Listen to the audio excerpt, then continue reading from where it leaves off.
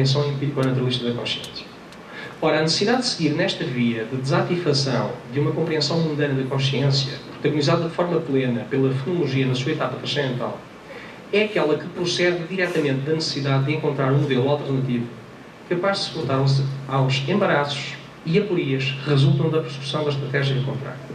Com efeito, se para a ortodoxia materialista são as mentes ou consciências que deverão fazer prova da sua propalada existência e do seu pretenso caráter idiosincrático, a fenomenologia, pelo contrário, requererá essa mesma prova, mas do lado onde uma atitude natural mais não encontra do que o ponto aquimediano a partir do qual as ciências positivas atuam na mais estrita observância das suas garantias de legitimidade. Ora, a assunção por parte da fenomenologia dessa sua condição mais perene de filosofia transcendental, que o texto de 1913 de Husserl, que hoje aqui justamente celebramos, sanciona e consagra, não apenas não compromete a possibilidade de uma inscrição no âmbito do movimento corpo, que é, desde o início, o problema da compreensão do homem mundano natural, e, portanto, que é aquele que é coberto indiscriminadamente pelo manto da redução fenomenológica, como vem credenciar, a título definitivo, a fenomenologia no espaço contemporâneo e, por isso, odierno das questões decisivas, como é, manifestamente, a da nossa compreensão como seres corporais e psíquicos. Esta tese está, no entanto, longe de ser pacífica, e os melhores argumentos contra a sua solidez parecem, mais uma vez, ter sido fornecidos pelo próprio Husserl. Parece razoável sustentar, por exemplo, que só a fenomenologia, com o seu instrumento central da redução fenomenológica, pode aceder a uma compreensão cabal de um eu puro e, portanto, que só ela assoma como via privilegiada para aceder à essência da subjetividade. Eu peço desculpa, não sei se me estou a alongar muito ou se estou a falar muito depressa, se me conseguem acompanhar. Bem, caso contrário, por favor, diga. Bom, não sei se... Vou tentar...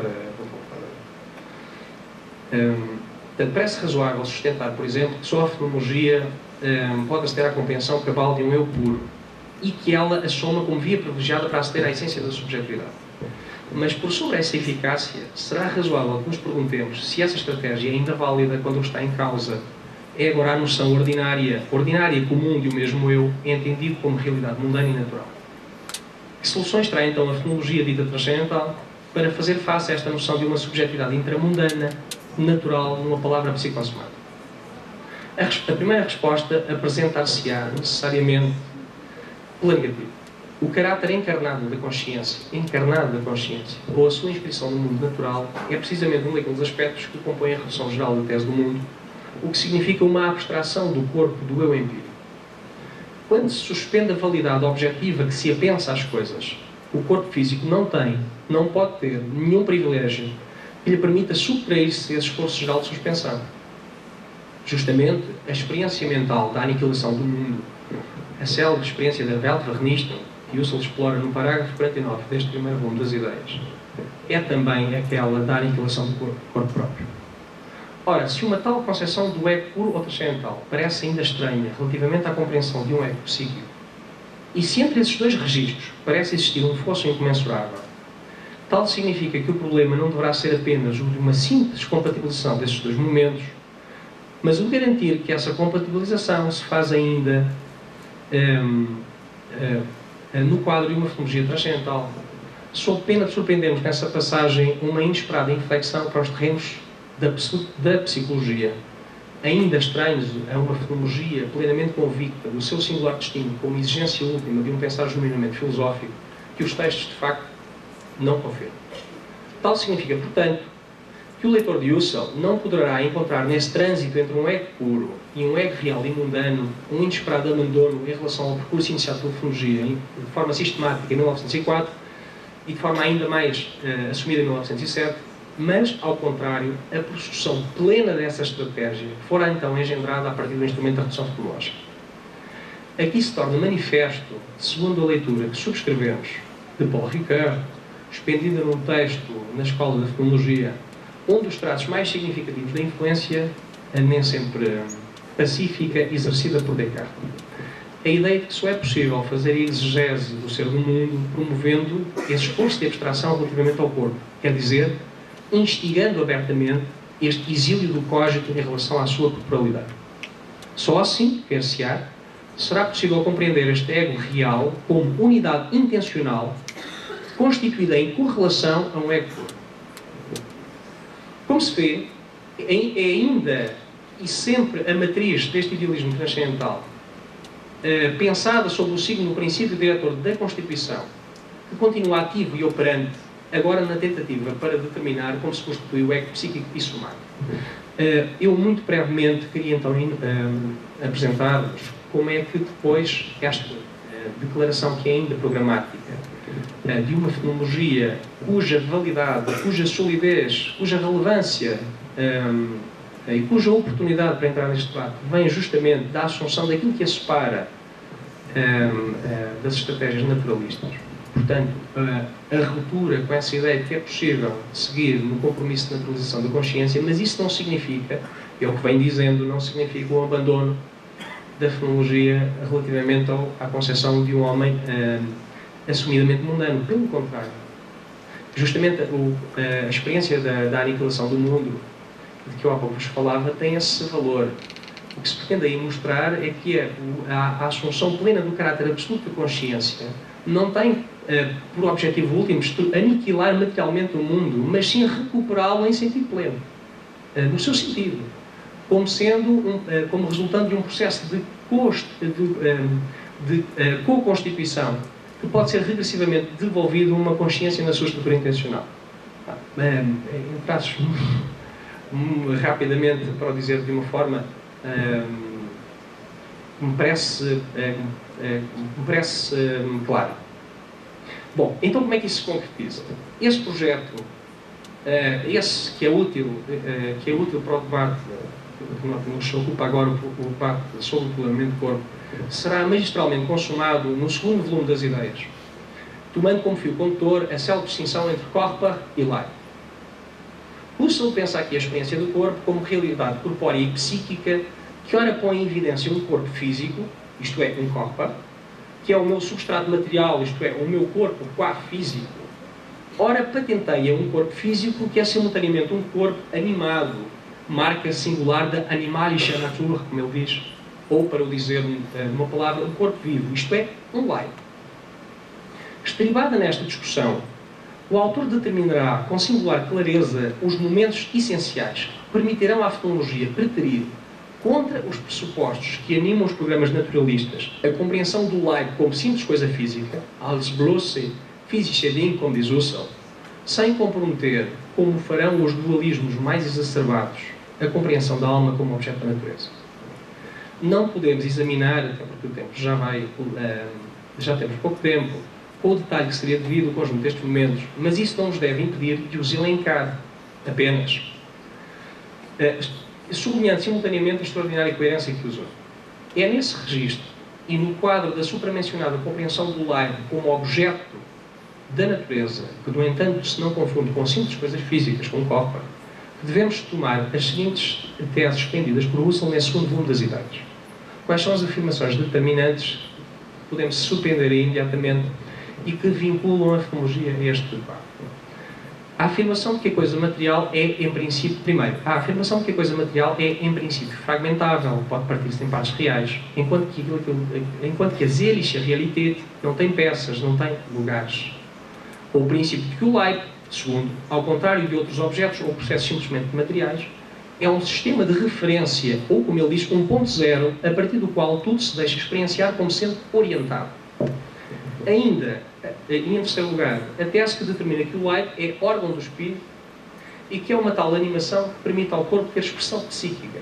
Quarto, a afirmação determinante que interpela diretamente os pressupostos dos modelos reducionistas da mente de uma inequívoca prioridade, Vorzug, do psíquico. A prioridade do psíquico. Quinto lugar, a compreensão do singular estatuto do objeto da psique se institui a partir de uma analogia que Husserl estabelece no parágrafo 30 do segundo volume das ideias para as coisas materiais. Sexto, a afirmação de que o Leib é órgão da vontade, portador de livre movimento, por oposição às simples coisas materiais que se movem apenas mecanicamente.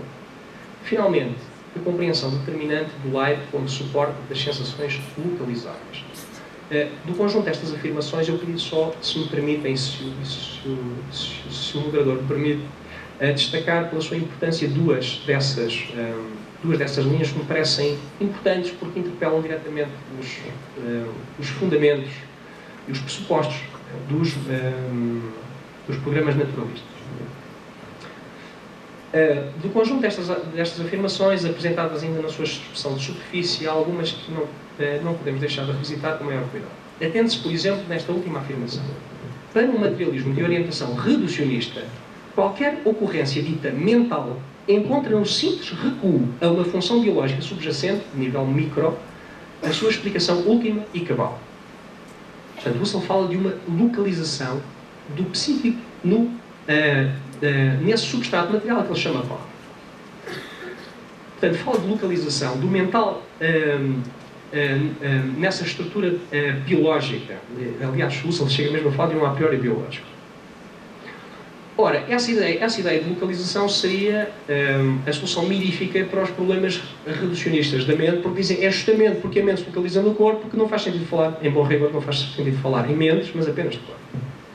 Ora, a ideia de localização do psíquico no simplesmente material é assim, e por isso, uma das vias mais produtivas para a prossecução da estratégia reducionista e para a conclusão de que toda a expressão de uma hipotética vida mental se esgota porquanto aí se fixa no corpo material ou nas estruturas biológicas a discriminar pelas ciências neurológicas competentes. Ora, é precisamente esta ideia de que o conjunto da nossa vida psíquica está localizada entre estruturas simplesmente materiais que surge agora em discussão do lado da fenomenologia. Não que esteja em causa a correlação entre a natureza material e a realidade psicofísica. Ela é, ver-se-á, o substrato que anima a instituição mesma de uma ciência do Leib, a que Husserl chama de somatologia, que não vamos ter tempo de considerar. O que estará em apreço é, pelo contrário, a questão da já referida prioridade do psíquico sobre o simplesmente material. Husserl mostra uma e outra vez como o Leib se deixa interpretar como coisa senciente, que tem sensações. Para o autor, que chama assim uma tese, curiosamente se notabilizou em autores como Merleau-Ponty, o corpo não é apenas um objeto no mundo, mas igualmente um experienciador. Intrínseca à análise fenomenológica está, pois, a percepção de que, contrariamente à interpretação da inspiração cartesiana, esta faceta dupla do corpo não é o anúncio de uma qualquer dualidade, sintoma de um qualquer estrabismo, antes eliminar a expressão dessa propriedade específica do nosso corpo que se consubstancia precisamente no facto de ser simultaneamente sensitivo e sensível. Da mesma forma, tais sensações, diz Husserl, não são a expressão de uma qualquer propriedade real da coisa, como a sua cor. Isso seria de resto absurdo, digo abertamente o autor, que falássemos das sensações do mesmo modo que falamos dessas propriedades. Portanto, não é uma propriedade, não é uma determinação objetiva. Há localização das sensações. Mas essas sensações não estão no Leib como coisa material, desde logo porque o Leib, e essa é, seguramente, uma das mais importantes lições que podemos escolher nas ideias de hoje, porque o Leib é muito mais do que uma simples coisa material.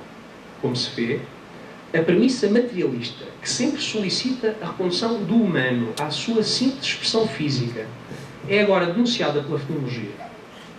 Contra a ideia, posta pelo materialismo na sua versão mais radical, de que não há expressão do mental que não possa ser reconduzida, logo reduzida, à sua estrutura física e material subjacente, a fenomenologia de Husserl rejeita liminarmente a possibilidade de radicar em simples estruturas materiais a razão de ser dessas sensações. Se um Leib é uma coisa, não é, no entanto, uma simples coisa entre as demais. E nesse esforço de discriminação do corpo vivo em relação às demais coisas, Husserl sublinha esta ideia de que o Leib, como campo de localização das minhas sensações, é já um decisivo sinal que sublinha a diferença instituída na primeira secção do segundo volume das ideias entre natureza material e natureza animal. O que é, pois, mais surpreendente no tratamento do Leib como campo das sensações é precisamente esta ideia de que a localização das sensações no corpo não significa redução e, a contínuo, eliminação do mental, como sugere o materialismo reducionista do corpo. Numa tal situação, não apenas ficaria prescrita uma absoluta prioridade do corpo, desde logo interpretado como estrutura física, ainda exaurida de determinações psíquicas superiores, mas ainda e como consequência dessa prescrição primitiva, a própria dissolução do mental. Dir-se-ia, portanto, que a tarefa de primeiríssima prioridade para uma perspectiva empenhada na defesa da nossa esfera psíquica e da sua irredutibilidade aos jogos de linguagem, para utilizar a metáfora de Wittgenstein, do naturalismo, seria a pronta supressão desta ideia mesmo de localização, que é uma espécie de ponto zero de onde emanam as principais ameaças à esfera do psíquico. Mas a decisão de Husserl não é essa, não apenas não é essa, como vai mesmo em sentido diametralmente oposto. O autor não se limitará, porém, a insistir nesta ideia de localização, cuja exclusão se recomenda como boa estratégia para salvaguardar o psíquico, mais do que preservar a tese do corpo como suporte das sensações. Husserl vê aí o pretexto indispensável para afirmar não a sua nulidade, como seria expectável e como expressamente sugere a tese reducionista, mas antes de uma inequívoca prioridade da psique, que é o passo intermédio que permite superar a ideia do corpo vivo, como simples fisichadinho, como ele diz, coisa material. Em síntese, não apenas Husserl não condena essa ideia de localização, como a converte num momento ímpar de afirmação da maior ascendência e preponderância da realidade psíquica, transformando-a em marca que atesta o singular destino do life como coisa entre as demais coisas, mas distinta simultaneamente de todas as outras. Para terminar, a afirmação determinante que sobrevém ainda no quadro da análise constitutiva do corpo próprio é a de que o Leib é órgão do espírito e que é uma tal animação que permite ao corpo ter expressão psíquica. Husserl entende que é em conexão com o material que o psíquico nos é dado. Mas o material não é aquilo que, pela sua natureza mesma, convoca com necessidade a conexão com o psíquico, já que do conjunto das coisas materiais fazem igualmente parte, como foi dito, coisas simplesmente materiais, isto é, exclusivamente formadas desse substrato mais primitivo a que chamamos um corpo. Ao contrário, sempre e quando o psíquico se manifesta, e uma tal manifestação não se faz fora de um quadro de união com o material, sempre e quando o psíquico se manifesta, temos já um Leib, cujo traço distintivo de maior monta em relação ao seu homólogo simplesmente material é precisamente a ligação a uma psique e, a partir dela, a consciência mesma de ter ou de ser um corpo. Pode assim ser afirmada na sua expressão mais luminar, a tese husserliana que determina que se todo o Leib, é um corpo, nem todo o corpo é necessariamente um Leib. Eu tinha aqui ainda um ponto que é uma espécie de que retira consequências dos princípios que eu fui enunciando e que fui discutindo convosco, que é a possibilidade de uma ciência. A ciência do Leib é uma somatologia. Portanto, é uma ciência natural. É uma ciência mundana, é uma ciência natural. Husserl diz em vários textos, na conferência, célebre conferência de Viena de 35, no texto da crise, diz uma e outra vez que não é possível determinar, compreender o estatuto da psique sem a pensar-se quadro de união com o que é estritamente material, mas que por força dessa união já não é estritamente material. Não vou referir isso hoje, esperemos ter amanhã a oportunidade no mini curso ainda poder abordar isso. Portanto, qual é o balanço que nós podemos fazer desta discussão e para terminar muito rapidamente? Do lado da filosofia da mente, nós encontramos uma discussão que nos diz fundamentalmente só há problema de corpo se compreendermos e preservarmos o seu fundamento de determinação. É isso que nos permite ter problema.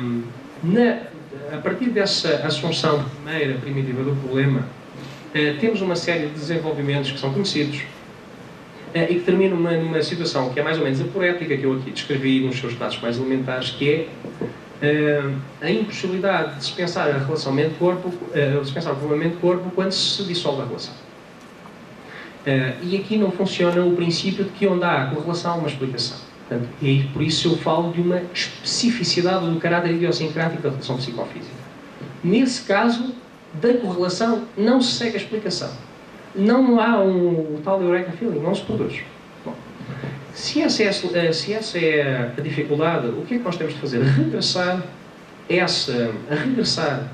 aos fenómenos agora suprimidos, mas regressar utilizando uma estratégia ou outra não utilizar a mesma estratégia que nos levou a essa situação aporética, que foi justamente considerar a consciência e a mente a partir de um pressuposto metafísico que determina uma inequívoca prioridade do corpo como estrutura material.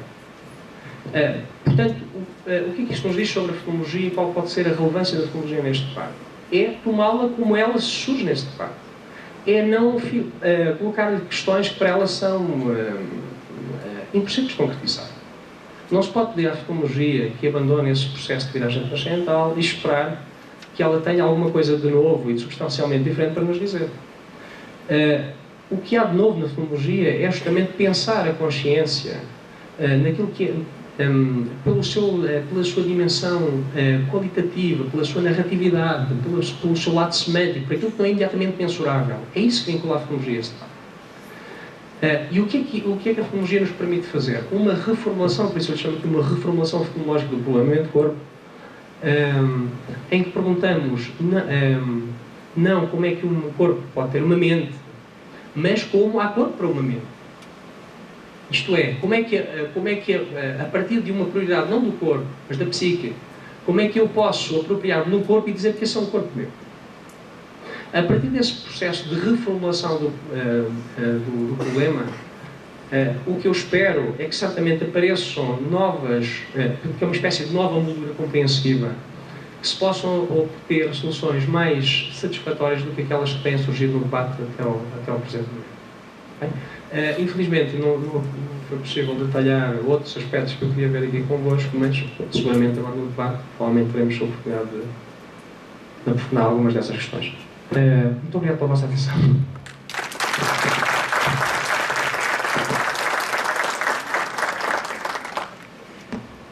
Temos alguns minutos para perguntas.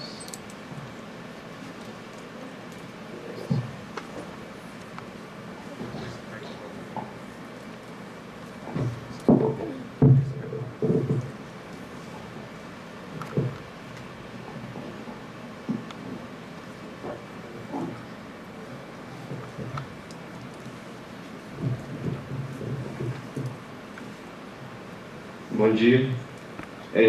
Primeiramente, eu gostaria de agradecer essa instigante exposição, inclusive com um teor de complexidade que eu acho que excede muito um trato que, pelo menos, é a forma como eu compreendo a formação de uma ciência como a psicologia dentro do seu universo específico ali de realização, que seria o contexto da universidade, em que muitas vezes essas nuances de sentido e as implicações ontológicas, me desculpe qualquer impropriedade filosófica ou lexical aqui, eu estou partindo de certas compreensões, quero até que, na medida do possível, que você aponte alguns prejuízos, né, que estão contidos na fala e de algumas apropriações que eu faço do campo da fenomenologia. Então, me chama muita atenção, né, duas coisas mais específicas. Uma delas diz respeito ao trato metodológico com o qual você aborda a questão da problemática, da relação mente-corpo, né? Nesse sentido, a consciência e sua relação com, penso eu, com o seu sustentáculo material, isso que de algum modo já está implicado, né? Com um sentido imanente, onde a partir do qual a consciência aparece, né? Esse corpo que, de certo modo, não posso dizer que subjaz, mas que ali se constitui a partir de que os dados materiais estão, de certo modo, configurando essa possibilidade, né, do que é a consciência, todas as suas implicações que vão servir na base, né, da fenomenologia para poder descrever todo o restante do que seria, em última instância, o mundo da vida, né, isso que nós temos e do qual, inclusive, nós falamos. Mas sobre esse apontamento seu, principalmente no horizonte da epistemologia, eu penso, assim, entre as respostas que tenta se dar ao problema mente-corpo, a partir desses tratos, né, de caráter empírico, físico, que se redundam, né, na sua expressão mais forte no materialismo reducionista e nas tentativas de negar qualquer forma de expressão do psíquico. a partir de um voltar-se para os dados estritamente materiais, né, excluindo ali qualquer possibilidade de descrição disso fora do que contém o dado último, que seria a matéria. No caso, em última instância, eu penso o discurso sobre o cérebro, sobre o funcionamento implicado nesse processo psicofísico, né? Então, eu gostaria de perguntar, uma primeira pergunta assim, geral, onde, a partir de uma leitura da fenomenologia, essas formas de tentar compreender, você fala de uma tentativa de estabelecer o problema e uma outra de tentar resolvê-lo, né, que às vezes chegam a mais dissolvê-lo do que resolvê-lo, porque tem pressa em chegar, não estabelecem o campo da problemática de maneira adequada, pelo que eu entendi. Onde essas filosofias, né, do naturalismo que se voltam no sentido empírico e que partem de certos pressupostos, né, que eu penso que tem uma relação com a atitude natural, e com isso que a fenomenologia vai tentar instalar para poder responder essa questão de uma maneira mais cautelosa, mais rigorosa. E como isso se relaciona aos conceitos próprios, né, do campo da fenomenologia russeliana, como o da intencionalidade.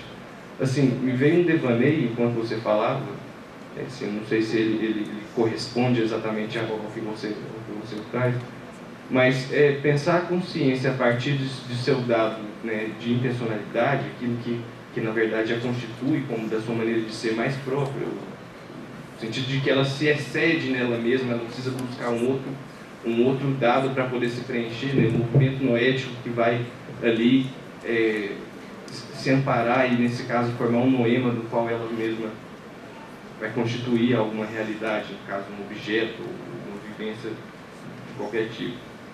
Então, pensar isso, inclusive, dentro do campo aqui onde a gente está discutindo sobre o Leibniz, sobre o corpo vivido, que é isso que, de alguma maneira, corresponde, eu penso, ao consciência e o corpo numa maneira de relação mais próxima. Em que medida a noção de intencionalidade, por exemplo, implicaria para nós entendermos? Porque, de certa maneira, quando se fala sobre o corpo, ela também está remetida a um lugar onde o corpo é uma coisa que constrita nessa circunspecção que é aqui. Mas a intencionalidade, assim, a consciência, ela está direcionada ao mundo, né? Como você diz, o Leibniz seria uma ciência que tentaria se reportar a todo o mundo da vida, aquilo que se constitui a partir dessas afecções que estão remetidas ao corpo. Então, assim, como o sentido da intencionalidade pode ser pensado, inclusive, já como algo que, nessa configuração única que vou dizer assim, a somatização, né, isso que a partir do qual a gente vive, nesse caso, a vivência consciência, depende de como que a noção de intencionalidade, já remetida a algo exterior, está implicado nesse processo de poder compreender o corpo, né, a partir de uma coisa que não seja tomada nesse simples dado material estrito da coisa física.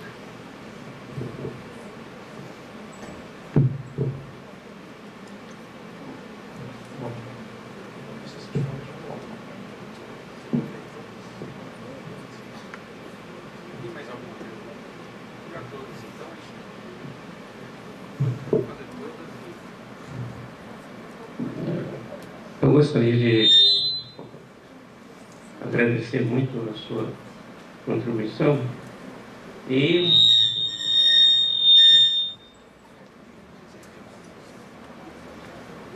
entendeu? Pelo que eu percebi, o movimento que você faz não é o movimento de trazer a fenomenologia para dentro do naturalismo. Ou seja, você faz um movimento de compreender as ciências cognitivas, compreendendo dentro da fenomenologia, a partir da fenomenologia husserliana. Isso compromete todo o movimento naturalista de ir ao encontro da fenomenologia a partir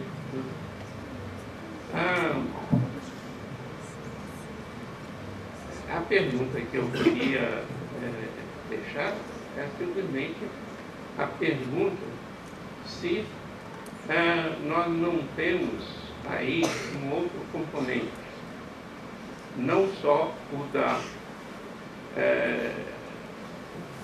live, não só esse live que é também intencional, como você diz, ele é experienciador, né? Mas temos também um terceiro componente dessa unidade, corpo, alma, o componente também do teórico, ou seja, onde surge e como se constitui o teórico, que do ponto de vista russeliano vem da lógica transcendental, e do naturalismo fica difícil de fazer essa passagem sem realmente esse elemento da lógica transcendental. Então gostaria de colocar aí na mesa esse outro elemento, que é o elemento da lógica, o elemento teorético da razão russeliana, que não pode ser explicado simplesmente por células ou por relações somáticas.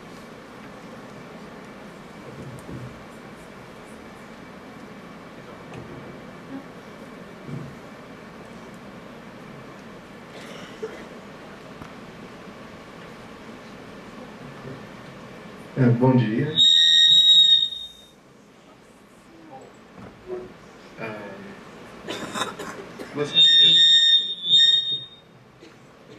Vou falar alto. Então, veja bem. Obrigado pela apresentação, né? Muito informativa. E eu gostaria de perguntar no sentido sobre a crítica que o professor faz à superveniência, se você faz a diferença entre o dualismo de propriedade, né, e o emergentismo, né? Porque me pareceu que a crítica tecida vale mais pelo dualismo de propriedade do que pelo emergentismo.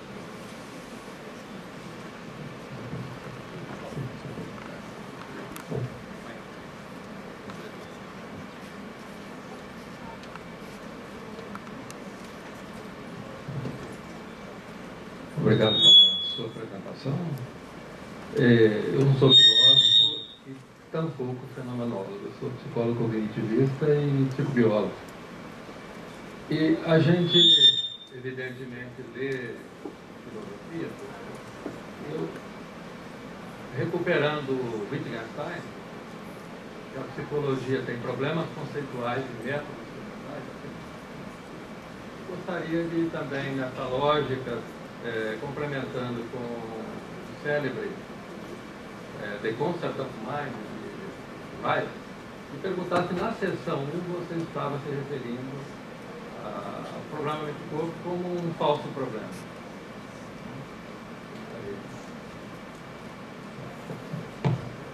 Bom, eu agradeço todas as perguntas.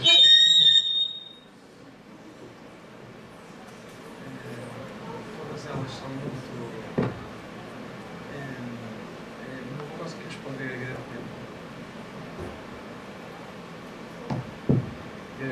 Penso que não vou conseguir responder com o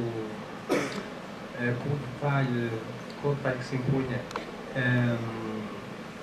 Mas agradeço muito as perguntas que são realmente... resultam de uma boa apropriação no sentido daquilo que eu aqui vos quis mostrar. O seu nome, peço desculpa.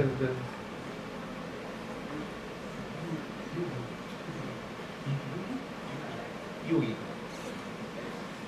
Yuri. Me perdoe, Yuri. Você é aluno de Psicologia. Eu estava ouvindo você e estava pensando que devia estar sentado aqui ao meu lado, que me ajudando aqui na minha apresentação, porque a sua não é simplesmente uma pergunta, não é uma... Há ali, por utilizar outra metáfora agora de Nietzsche, há ali a ruminação, há ali a apropriação de sentido. Enfim, foi fazendo várias considerações, mas eu penso que ela tem um aspecto comum a outras perguntas que aqui se fizeram. A primeira coisa que eu queria sublinhar é que o debate muitas vezes se diz, às vezes quando discussão com colegas me dizem se a fenomenologia é tão crítica em relação ao naturalismo e em relação aos programas que têm no seu horizonte de sentido a ameaça eliminacionista, se isso é assim, valerá a pena o debate? Se vale a pena o debate se partem de posições tão diversas e com poucas possibilidades de entendimento, quando o que se busca é justamente interfaces e relações. E o que eu respondo sempre é que o debate só vale a pena quando ele se constrói a partir da diferença. Isto é, quando há efetivamente uma relação e quando do outro lado, quando o nosso interlocutor não é uma espécie de projeção de uma espécie de monólogo em que os contendores, quem discute não avança nem recua um só passo. Portanto, a discussão vale a pena e é útil para os dois lados se ela for construída a partir dessa diferença. Portanto, é isso que eu venho dizendo. Agora, de facto, há um olhar dessas ciências a partir da fenomenologia, como bem dizia. Porque o propósito da fenomenologia é, aliás, a primeira construção teórica, formal, sistemática da fenomenologia é aquela em que a Husserl projeta como uma teoria do conhecimento. E, portanto, ela tem esse olhar sobre as ciências, sobre aquilo que são os seus fundamentos próprios e sobre a necessidade de eliminar uma espécie de capa de ingenuidade que afeta ainda e compromete os seus resultados. O que se vê é a fenomenologia numa lógica de aproximação a essas ciências e não numa lógica de competição com essas ciências, como penso poderá ter passado inadvertidamente pela minha exposição. Não há competição da fenomenologia com essas ciências. Não há uma tentativa para ocupar um espaço que já está preenchido por essas ciências. Há, sim, aquilo que é o propósito de sempre, o propósito próprio da fenomenologia, que é recursivamente esclarecer as condições de sentido em que essas ciências podem atuar cumprindo todas as suas garantias de legitimidade. Removendo essa capa de fragilidade que ameaça os seus resultados. E, nesse contexto, a fenomenologia não pode ser uma ciência como as outras. Sob pena, foi isso que eu dizia, sob pena de não alcançar resultados substancialmente diferentes. Portanto, é na assunção dessa diferença que nós temos que ter o debate e não me parece que isso constitua uma ameaça ao naturalismo. Vejo antes como uma oportunidade para que o naturalismo possa revisitar os seus fundamentos próprios e que a partir deste processo se possa fortalecer. É esse o propósito da fenomenologia, nunca foi outro. E, portanto, quando se pensa isso numa lógica de competição, numa espécie de querela, para ver quem ganha mais um centímetro, quem recua mais um bocadinho, não é nessa lógica de competição que nós devemos pensar, não é seguramente essa a proposta que eu aqui vos quis deixar. O que eu dizia sobre as formas, eu falei aqui das formas reducionistas do materialismo, falei muito superficialmente sobre formas não reducionistas e evidentemente isso pode ter obliterado diferenças importantes, como é que referiu. E aliás o próprio conceito, o eliminacionismo, na sua relação com, por exemplo, com o tema da sobreveniência do Jagan King, são temas muito sensíveis que não podem ser tratados com a superficialidade que eu posso eventualmente ter aqui sugerido. Não foi esse o meu propósito. Eu foquei-me especificamente nas formas reducionistas de um naturalismo que assim se pensa na sua acessão mais estrita. E nas dificuldades em que ele se vê enredado quando parte de uma decisão teórica de fundo, insisto, que elimina qualquer possibilidade séria e sistemática de investigar o problema. Então, por que insistir na relação? Vejam, o que eu queria dizer mais à frente, não tive oportunidade, desculpa. O que eu queria dizer mais à frente, eu não tive oportunidade, é que essa ideia da relação, ao princípio da relação que eu aqui apresentei, é uma espécie de... tem a configuração própria daquilo que é uma espécie de sentimento ou de intuição, não é seguramente um instrumento científico que possa ser validado e que possa ser tomado como interlocutor sério para intervir neste debate. Mas por isso justamente eu vejo o Leib ao encontro da relação. O Leib é a relação, mas é a relação projetado para um patamar que é absolutamente científico e cuja legalidade não pode ser contestada. A LAIP é a relação, é pensar o humano como unidade e diferença psicossomática, é a expressão própria da relação. Mas falo justamente evitando partir de decisões teóricas de fundo que comprometam o próprio princípio da relação. Para dizer de uma forma mais simples, qual é a vantagem essa máxima do regresso aos estados mentais, às coisas mesmas, portanto, o regresso às coisas onde elas se constituem, o local onde elas se constituem.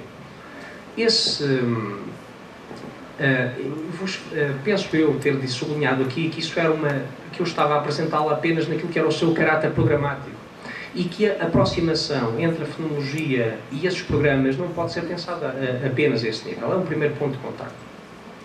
Mas qual é o seu valor simbólico?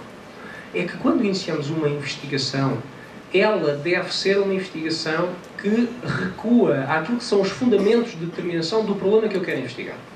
Ponto. Qual é o meu problema? É este. Qual é o seu fundamento de determinação? É este.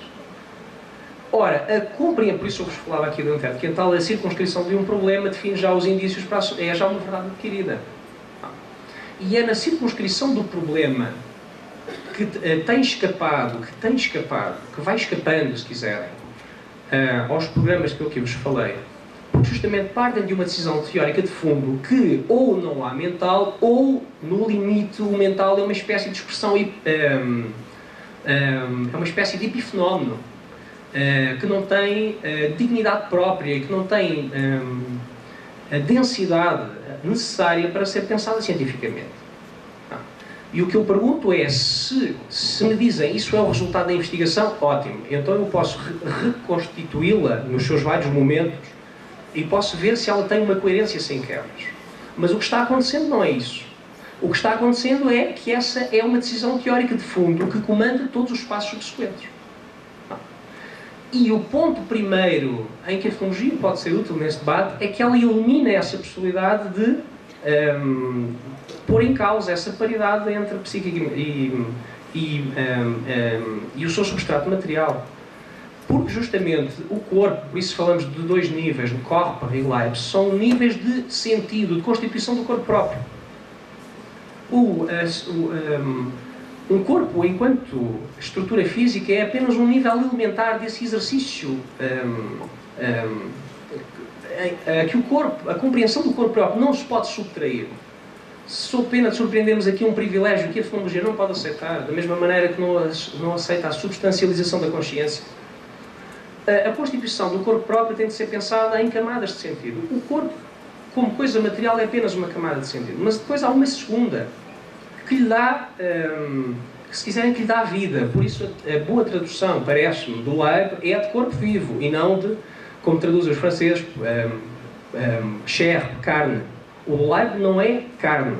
O Leib é corpo vivo, porque justamente a carne, se nos lembrarmos do Merleau-Ponty, carne é o ponto onde a relação se dilui, onde todas as mediações cessam, onde toda a necessidade de mediação cessa. Justamente o que eu aqui falo é de uma necessidade de mediação. Essa necessidade de mediação tem um enquadramento próprio, conceptual próprio, que eu aqui quisemos estar chamando de relação. Essa relação está longe de ser uma espécie de sentimento, também ele epifenoménico, mas tem uma substância científica própria e essa é a que vem da tematização husserliana do Leib. Do que é que se resulta disto? Uma solução definitiva, completa para o problema do corpo? Não pretendo tanto. Pretendo apenas repensar o problema. Por isso falava bem, o Yuri, há pouco falava bem de uma espécie de moldura epistemológica, ou de um contexto epistemológico. É isso. Nós precisamos de uma moldura epistemológica mais favorável, que não seja, que não condicione, como faz neste momento, todos os passos subsequentes de uma investigação que aparentemente se apresenta como sendo neutra e sem programa. Ora, o que eu digo a partir da fenomenologia, olhando para essas ciências, já é que há aí um programa cujos fundamentos devemos investigar. E que é nesse debate, entre aquilo que a fenomenologia pode dar de novo a esse debate, que é nesse debate que alguma coisa de nova, alguma síntese nova pode emergir. Não é seguramente, e termino com isto, não há... vamos lá ver, a questão da naturalização da consciência e o facto de a fenomenologia não se posicionar aí. Isso resulta não de uma, mais uma vez, não há aqui uma lógica de competição com a psicologia. Não há aqui uma tentativa para desconstruir as ciências cognitivas. Há sim uma necessidade de um recuo aos fundamentos que se põem como alicerces da atividade científica,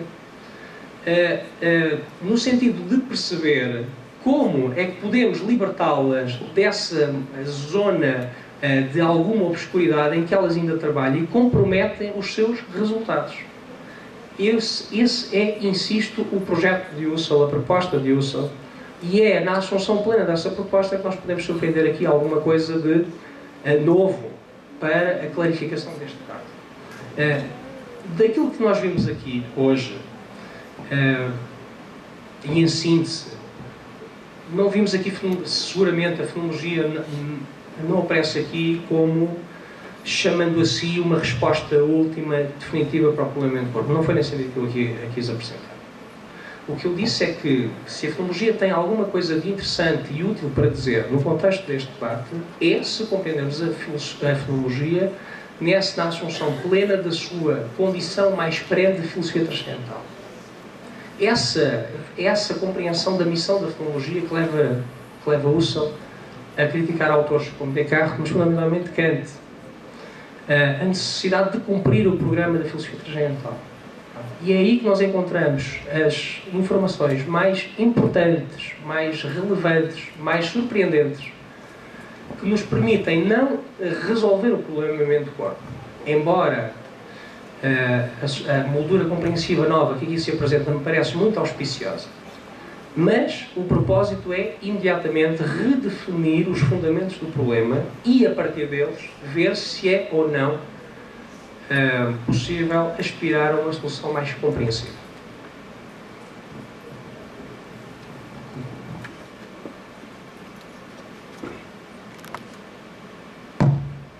Vamos dar por encerrado. Queria então agradecer ao professor Urbano. Amanhã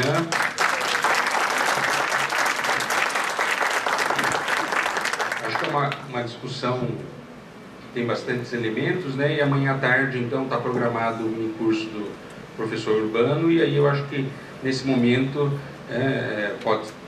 possamos conversar mais sobre essas questões. Então queria agradecer ao professor Urbano pela sua contribuição, pela sua presença mais uma vez, né? Então gostaria de dar por encerrada essa mesa. Nós estamos já com o horário bastante atrasado, então nós vamos diminuir o intervalo, né, que está programado das 10h30 Avançamos bem, né? Então nós vamos fazer só 10 minutinhos de intervalo, que é só para tomar uma água e voltar. Tá joia? Porque nós avançamos no tempo.